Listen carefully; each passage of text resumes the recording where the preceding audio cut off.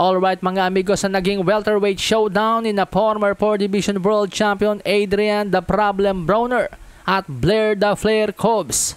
Wagi po sa pamamagitan ng 10-round unanimous decision si Blair Cobbs sa score na 97-91, 96-93 at 96-93 upang mas pabanguhin pa ang kanyang kartada sa 17 wins, 1 loss, 1 draw with 10 knockouts. Sa round 2 ng laban mga amigos, naka-score ng knockdown itong si Blair "The Flair" Cobbs. Bagsak si Adrian Broner ng abutin ng overhand left.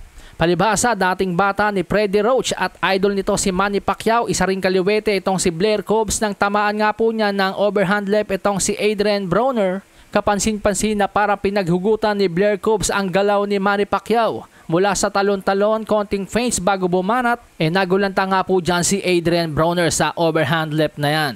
Mabilis naman pong na-follow up ni Blair Cobbs ang kanya mga atake, yun nga lang hindi sumapat upang itumba ng tuluyan si Adrian Broner.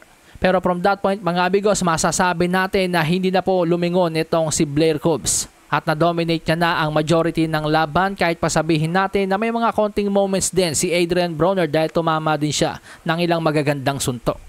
Pero ang pagkatalo po ni Adrian Broner na ito mga amigos ay masisira po ang kanyang inaasahang plano, dahil plano po ni Adrian Broner na kung nanalo sa laban na ito ay gusto niya sagupain sana si Teofimo Lopez at Ryan Garcia.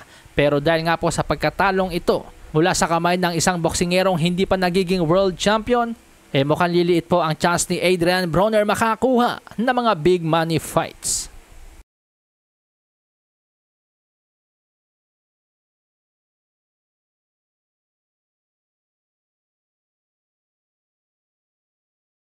Sahin ang baraha, patunayan mo sa'kin ha, sino man ang